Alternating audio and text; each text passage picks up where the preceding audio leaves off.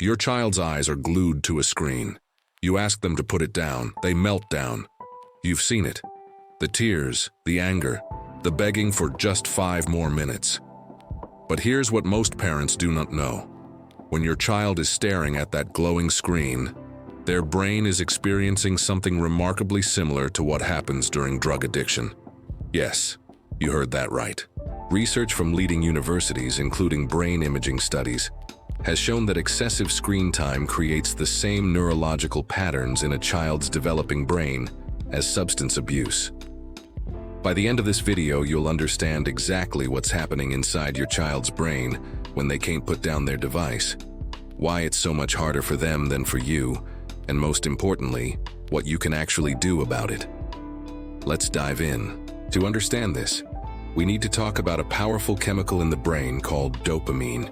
It's often called the feel-good chemical, but it's really the want-more chemical. It drives our motivation and reward-seeking behavior. Every time we do something pleasurable, our brain releases dopamine telling us, "Hey, that was good. Let's do it again." Now, here's where screens become so powerful. Every notification, every like, every new video, every level up in a game triggers a dopamine release in your child's brain. But unlike natural rewards, like playing outside or reading a book, screens deliver these dopamine hits at an incredibly rapid pace. Dr. Peter Wybrow, director of neuroscience at UCLA, has called computers electronic cocaine for the brain. And he's not exaggerating. A groundbreaking study found that video games can increase dopamine levels by approximately 100%. That's a similar increase to what the brain experiences during highly pleasurable activities. But here's what makes this especially dangerous for children. Their brains are still developing. The prefrontal cortex, the part of the brain responsible for impulse control, decision-making, and self-regulation, doesn't fully mature until around age 25. Think of it this way. Your child's brake system is still under construction, but screens are giving them a sports car.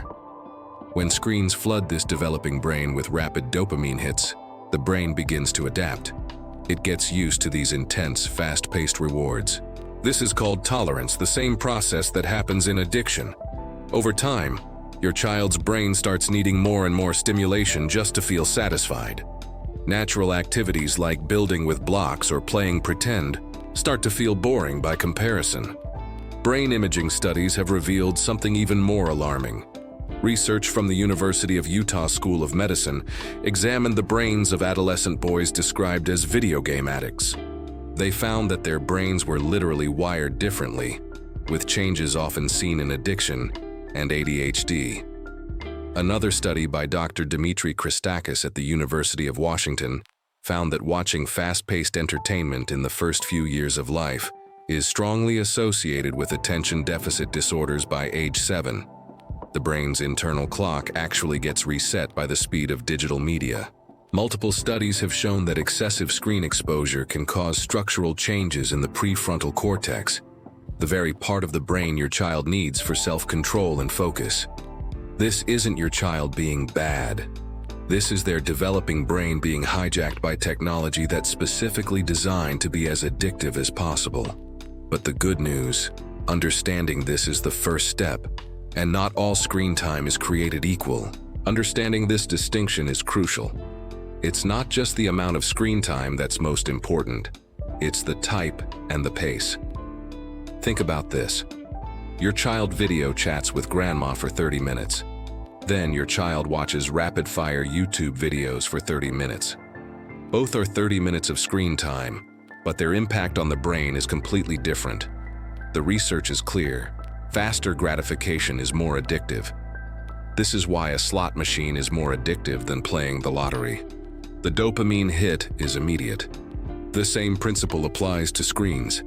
A game like Candy Crush with constant rapid rewards is far more addictive than a complex strategy game that takes weeks to master. TikTok and Instagram Reels, with their endless stream of short videos, are more addictive than watching a full-length movie. The digital environment is getting faster and faster. Social media algorithms are designed to keep users scrolling. Every swipe brings another dopamine hit. This creates a dopamine cycle, a loop of desire, seeking, and reward that immediately triggers more desire. Commander Dr. Andrew Doan, an addiction researcher for the U.S. Navy, explains that video games can hijack a young mind that can't say no. So, what's most problematic? Fast-paced games and videos with rapid scene changes, social media with infinite scroll, games with unpredictable rewards, and violent or aggressive content. On the other hand, activities like video chatting with loved ones, watching educational content with a parent, and using creative apps are much less problematic. When evaluating screen time, ask yourself, how fast is the gratification? Is this content speeding up my child's expectations for entertainment? So, what does all this brain chemistry actually mean for your child's daily life? The effects go far beyond just struggling to put down a device. First, sleep disruption. Screens emit blue light, which suppresses melatonin, the sleep hormone. But it's not just the light. The mental stimulation makes it extremely difficult for children to wind down. Sleep is absolutely essential for brain development. When screens disrupt sleep, they're disrupting the very foundation of your child's developing brain. Second, attention and focus problems. Excessive screen time rewires the brain to expect constant stimulation. This makes it incredibly hard for children to focus on activities that require sustained attention, like schoolwork.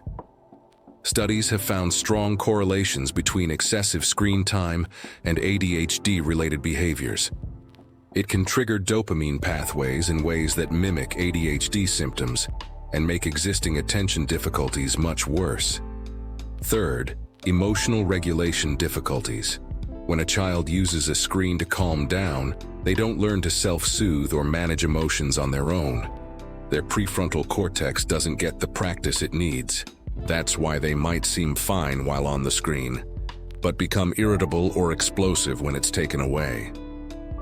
Research shows children with excessive screen use have more emotional outbursts and increased aggression.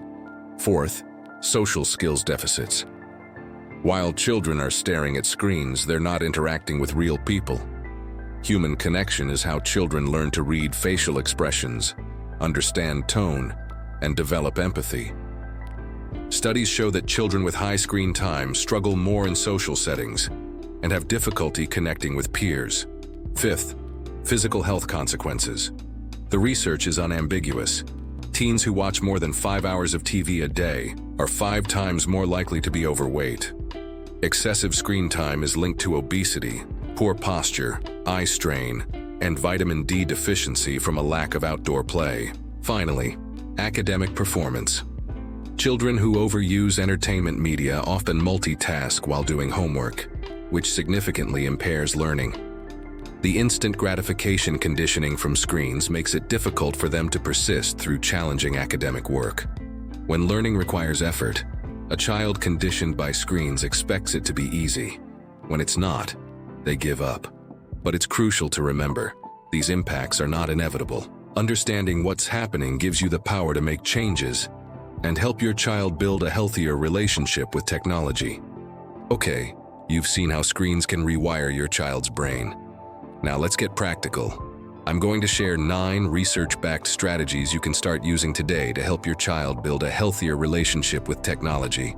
First up, follow age-appropriate guidelines. The American Academy of Pediatrics is very clear on this. For kids under 18 months, it's simple. No screens, except for video calls with family. Their prefrontal cortex is developing at lightning speed and is incredibly vulnerable. From 18 to 24 months, if you decide to introduce screens, choose high-quality shows and, this is key, watch with them. They need you to help them make sense of what they're seeing. For ages 2 to 5, the limit is 1 hour per day of high-quality content, and co-viewing is still essential. And for kids 6 and older, set consistent limits on both time and content, making sure screens don't replace sleep, physical activity, and real-life social time. I know it's tough. 87% of kids exceed these limits. But these guidelines aren't arbitrary. They're based on what a developing brain needs to thrive. Strategy number 2, create screen-free zones and times. This is about setting protective boundaries, not punishments. Make it a family rule. No screens during meals. No screens in bedrooms. And definitely no screens for at least an hour before bed. These rules protect sleep, encourage family connection, and give your child's brain a much-needed break from constant stimulation. Third, focus on quality over quantity. Remember, not all screen time is created equal. Prioritize things like video calls with grandma, educational shows you watch together, apps for creating art or music, and games that involve problem solving. On the other hand, strictly limit or even better, eliminate those fast-paced, endless scrolling videos, violent content, and games designed with addictive reward loops. Strategy number 4 is to co-view and co-play. When your child is using a screen, be there with them. This simple act transforms passive screen watching into active learning. When you ask questions like, "Why do you think he did that?" Or "That looks like the park we went to yesterday," you're helping them process information and connect it to the real world. Research shows this dramatically boosts the benefits and reduces the risks of screen time. Number 5, offer compelling alternatives. Here's a hard truth. If you just take the tablet away, you're going to have a fight on your hands. Your child's brain is literally craving that dopamine hit, so you need to replace it with activities that also release dopamine, but in healthier ways. Think outdoor adventures, building a massive fort, baking cookies, a family board game night, or even just a dance party in the living room. These activities engage the brain's reward system naturally. Strategy 6, teach your child about their own brain. Kids are curious. You can have age-appropriate talks about dopamine and how their prefrontal cortex is still under construction. You can say something like, "Your brain is still learning how to have self-control. These apps are designed by really smart adults to be hard to stop watching, so it's not your fault it feels difficult." This empowers them, giving them the language to understand their own feelings and impulses. Number 7, manage the transition away from screens. This is often the biggest battleground. Make it easier by giving clear warnings. 10 more minutes on the tablet. Use a timer so it becomes the bad guy, not you. And have a plan for what's next. When the timer goes off, we're going to build that Lego set. When they get upset, acknowledge their feelings. "I know it's hard to stop. Let's take a few deep breaths together." Stay calm but firm. Which brings us to strategy number 8, and it might be the most important one. Model healthy screen use yourself. If you're scrolling through your phone during dinner, you're sending a clear message. Screens are more important than people. Your child is watching you. Are you present? Can you put your phone away?